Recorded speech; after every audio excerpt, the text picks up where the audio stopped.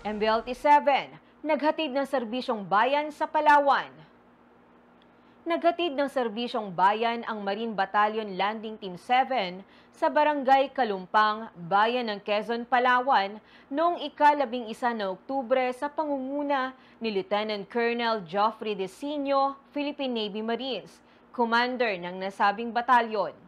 Ang programang ito ay bahagi ng civil-military operation ng Philippine Marine Corps upang magbigay ng mga pangunahing pangangailangan sa mga mamamayan ng Palawan na naging biktima ng teroristang grupong NPA.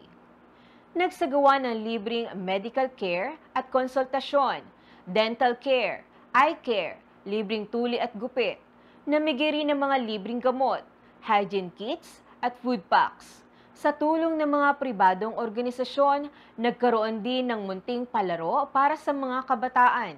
Ang aktibidad na ito ay naging matagumpay sa pakikipagtulungan ng lokal na pamahalaan at iba pang sangay ng gobyerno sa pangunguna ni Mayor Joselito Ayala.